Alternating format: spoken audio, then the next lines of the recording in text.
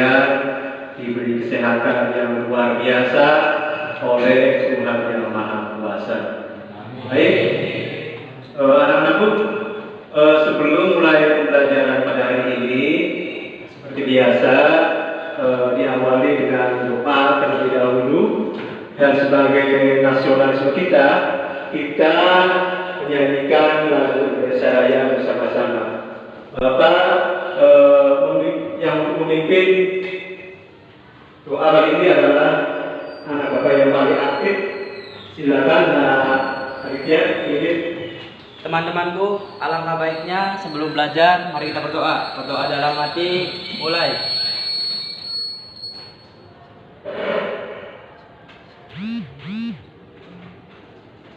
Berdoa selesai, memberi salam. Assalamualaikum warahmatullahi wabarakatuh. Terima kasih. Waalaikumsalam warahmatullahi wabarakatuh. Silakan dilanjutkan.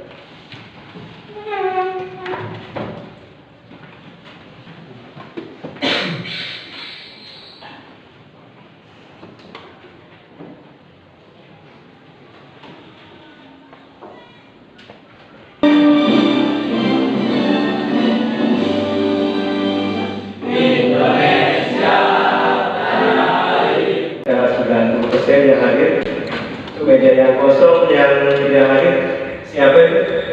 Teman saya, Pak. Siapa yang hadir? Iya, Pak. Kenapa? Katanya izin, Pak. Ada satu aja. Oh, baik. Kemudian siapa lagi? Bayu Haji, Pak. Bayu Haji nggak berangkat ya? Apa berarti? Pembelajaran ini lagi Bapak ingin mengasih kata-kata motivasi buat kalian. Kata-kata yang pertama, dan kata-kata motivasi yang kedua, jadilah manusia yang berguna bagi agama, bangsa, dan negara. Semangat? Semangat! Oke, baik.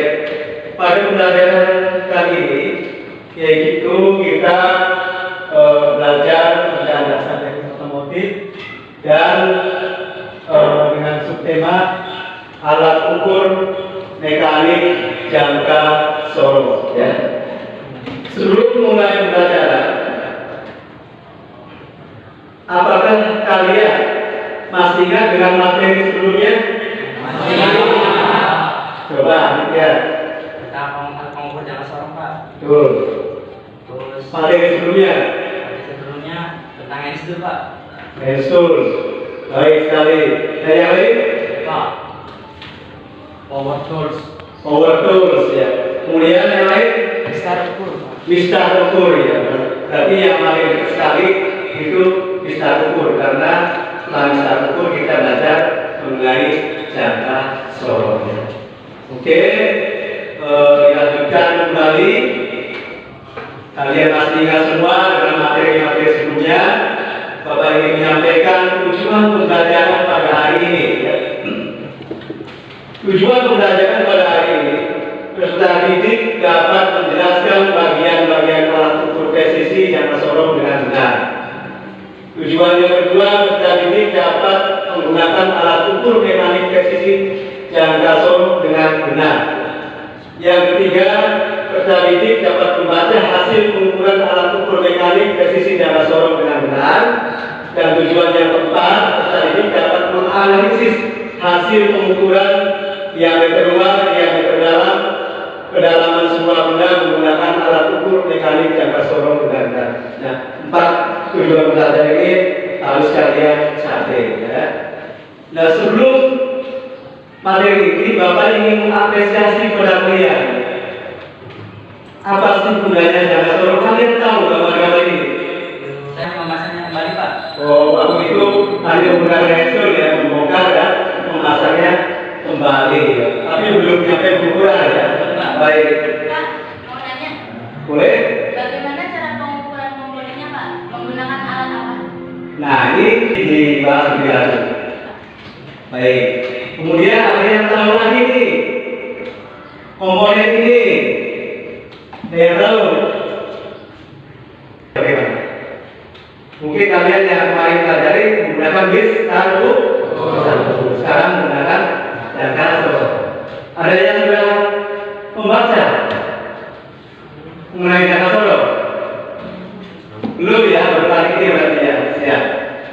dilanjutkan kembali. Ya, ada yang tahu komponen ini? Kelompok satu, yang lainnya. Oke, kita next. Kita materi inti yaitu apa sih itu jangka sorong? Kayak gimana sih? Nah ini adalah alat ukur yang namanya vernier caliper atau jangka sorong atau yang menyebut yang lainnya smart dan lain sebagainya. Ini adalah udah tahu sebelumnya? Nah, belum ya. Ini kelihatannya unik, tapi ini manfaatnya luar biasa karena bisa mengukur pengukuran 3 jenis sekaligus, yaitu diameter dalam, diameter luar, dan kedalaman suatu benda. Oleh karena itu, nanti akan lebih lanjut. Jangka sorong pekerjaannya di sini adalah ya, alat ukur panjang atau linier yang dipergunakan untuk mengukur bidang luar, bidang dalam, dan kedalaman lubang suatu benda. Kerja dengan satuan milimeter ataupun inci. Jangka sorong disebut juga dengan vernier caliper, Mr. Insuk, Mr. Geser atau Squeemark. Itu ya. Banyak namanya, cuma bisa kalian pilih salah satu namanya yang lebih umum, yaitu jangka sorong. Bapak hanya menerangkan sebagian kecil ya, karena kalian bisa pelajari pada materi yang berbasis ya, yaitu jenis-jenis jangka sorong. Ini ada vernier caliper, dial caliper, dan digital caliper ya. Yang kita gunakan adalah vernier caliper, yaitu alat ukur mekanik presisi manual.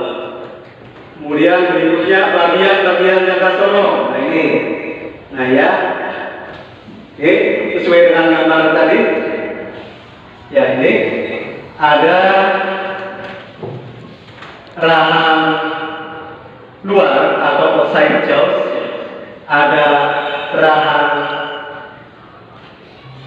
luar, rahang dalam ada inside jaws, kemudian main scale atau skala utama, skala Mohnius, dan tape probe atau untuk mengukur kedalaman sebuah benda. Nah nanti untuk lebih jelas nanti Bapak tayangkan video-videonya. Kemudian jangka sorong juga memiliki tingkat ketelitian yang berbeda-beda, mulai dari 0,01, 0,05, dan 0,02 ya.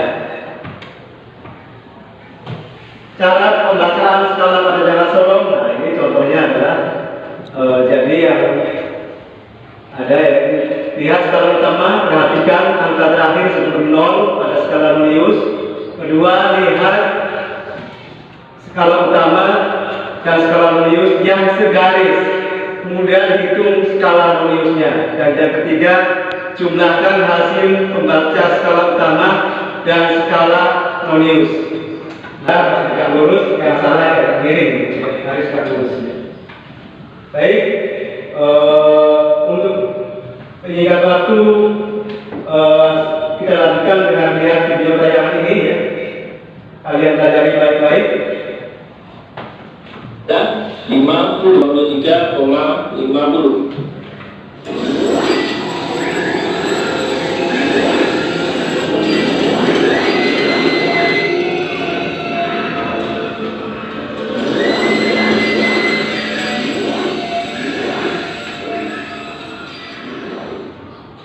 Assalamualaikum warahmatullahi wabarakatuh.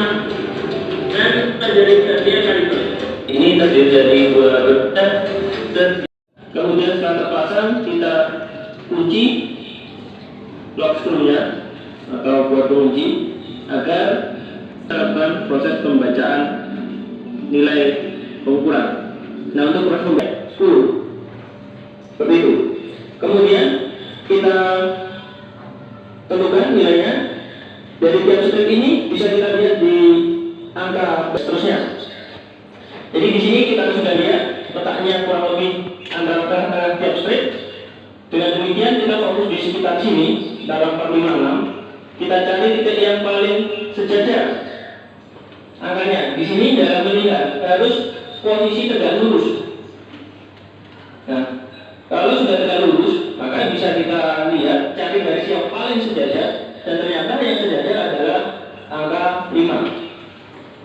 demikian nilai desimalnya adalah 5 atau 0,50. Jadi hasil pembacaan bisa kita gunakan bilangan asli tadi adalah 23, komanya adalah 50. Dengan demikian hasilnya ini mungkin sahabat ayah sudah mau mencoba, silakan bisa dibaca terlebih dahulu.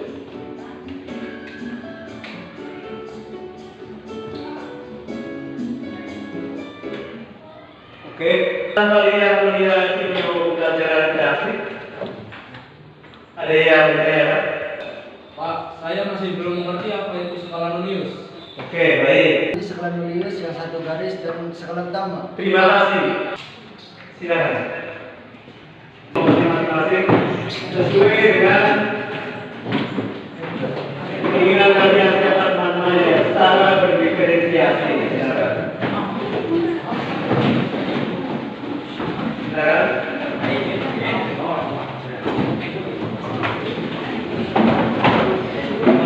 Ingin membagikan LKPD itu kalian setelah memahami bagaimana cara mengukur menggunakan tali vernier atau jasa tolong, kalian langsung lakukan kontrol pada komponen-komponen yang kemarin kalian sudah pernah membongkar dan hanya memasang kembali. Sekarang vario dan motor kit ya, jadi standarnya sesuai dengan standarnya masing-masing. Silakan dipelajari instruksi dari LKPD yang Bapak bagikan. Silakan pelajari, kalian diskusikan ya, dengan anggota kelompoknya, atau apabila anggota kelompoknya ada yang tidak mengerti, kalian boleh juga menanyakan ke kelompok yang lain. Silakan. Ya, silakan. Saya kira itu instruksinya sangat jelas ya. Komponensi ini dan juga diskusikan dengan anggota kelompok masing-masing terkait penyelesaian LKPD dan betul Nio, Kit, dan Vario. Jadi Bapak sudah persediakan ya, persediakan sekalian. Kalian sambil berdiskusi dengan anggota kelompoknya, Bapak sediakan peralatannya terlebih dahulu. Ini peralatannya ya. Oke, sudah jelas ya? Silakan untuk kelompok 1, 2, dan 3 ya. Kelompok sesuai dengan perwakilannya atau bersama anggotanya atau 4 sekaligus boleh. Bila ada motor ya, maka 3 kelompok yang maju. Silakan kelompok 1, 2, dan 3 sesuai dengan yang kalian peroleh APD-nya, apakah motor bio, apakah motor kit, atau vario. Silakan. Yang nomor 1, 2, 3.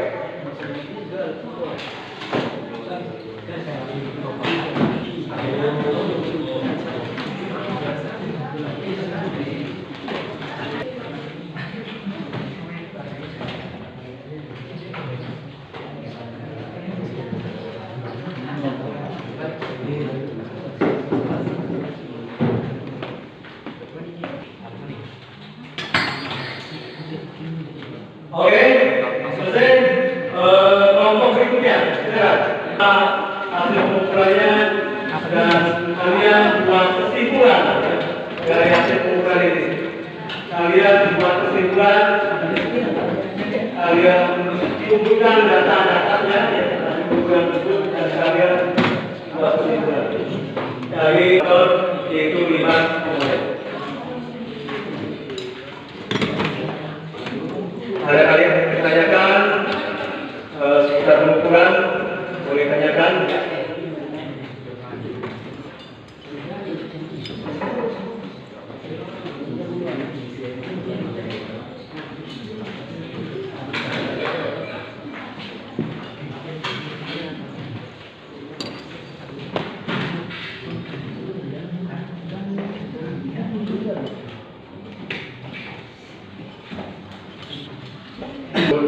Laporan dan sebagainya.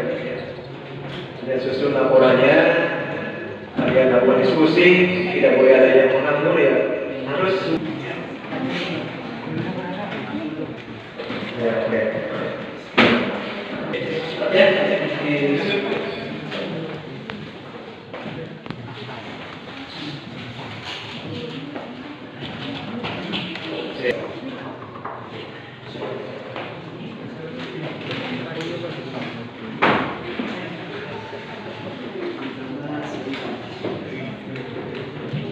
silakan Ridwan kesimpulannya.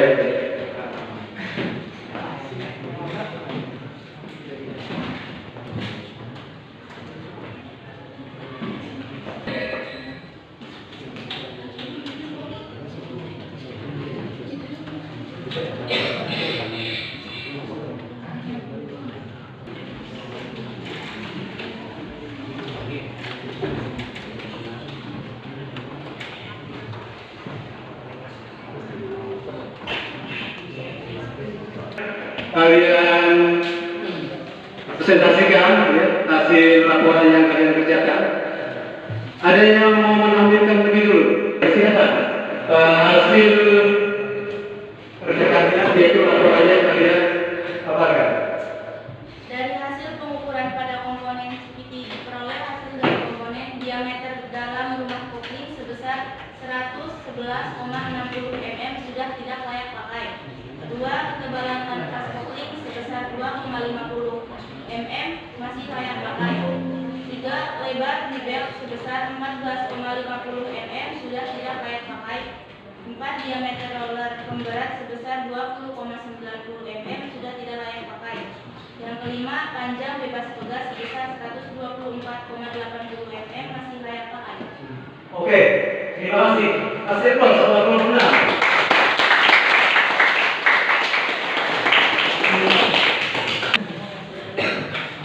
Jadi kesimpulan dari kegiatan pengukuran komponen CPT pada motor B tidak diperoleh.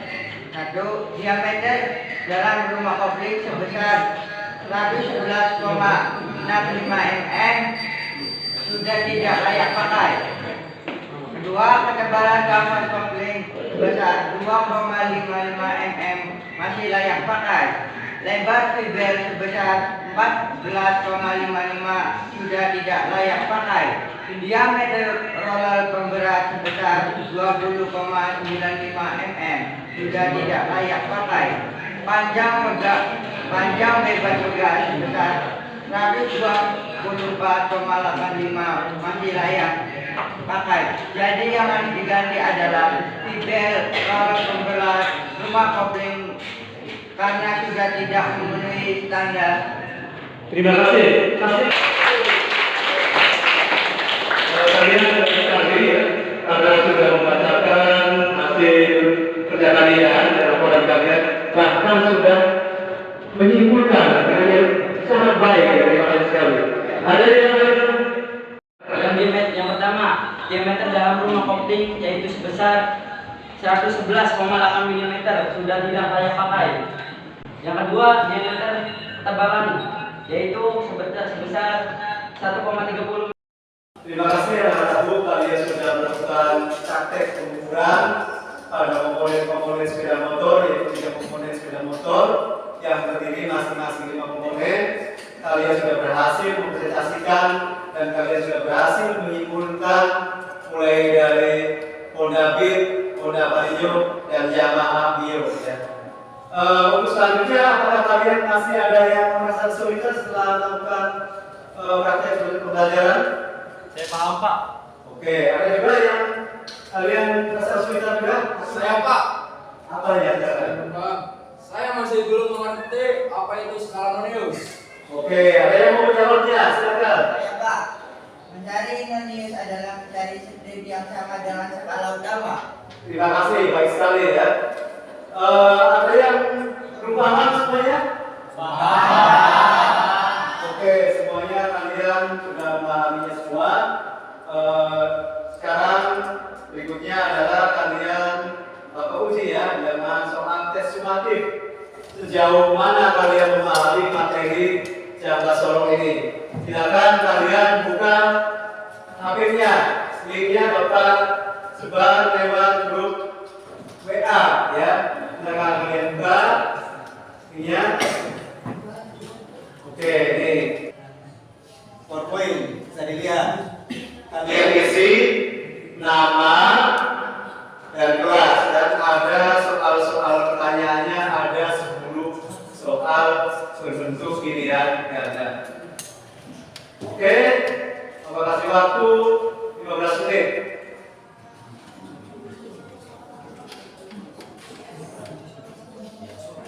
Nah, itu dia ternyata sudah ada yang mengirim jawaban sebanyak 21 siswa. Jika kalian rata-rata di atas KKM berarti kalian memahami materi ini ya. Tapi kalau seandainya kalian masih banyak yang di bawah KKM berarti kalian belum memahaminya. Bapak periksa satu-satu. Siapa saja yang sudah menjawab?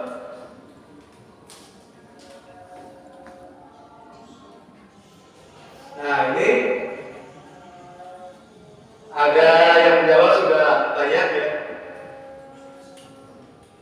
Nah, ini rata-rata menjawab sangat baik ya. Dan nilai rata-ratanya yaitu mencapai 80 ya.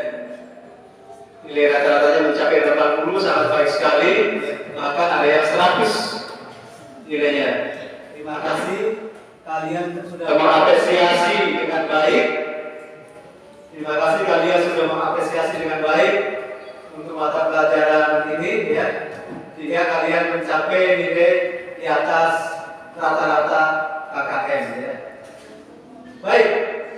Setelah selesai pembelajaran hari ini, Bapak lanjutkan yaitu ada refleksi pada pembelajaran hari ini, yaitu apa yang menginspirasimu dalam pembelajaran hari ini tentang materi alat ukur mekanik jangka sorong?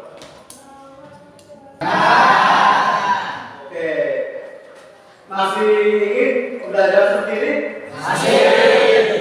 Baik ya, kalian belajar ya untuk materi selanjutnya yaitu mengenai hydrometer stroke atau outside hydrometer. Nah, itu lanjutan dari materi alat ukur mekanik jangka sorong. Kalian mempelajari materi selanjutnya. Siap?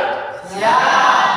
Baik, kalau kalian sudah siap dan sudah selesai, marilah kita tutup dengan doa ya. Sebelum selesai pembelajaran ini, kalian tutup dengan doa agar ilmu yang kalian peroleh kalian mendapatkan manfaat dari ilmu ini, khususnya bagi diri sendiri dan buat masyarakat ketika kalian sudah bekerja di dunia industri maupun di dunia usaha. Silakan kalian untuk dipimpin doa. Teman-temanku, sebelum akhirnya alangkah baiknya kita berdoa. Berdoa dalam hati, mulai.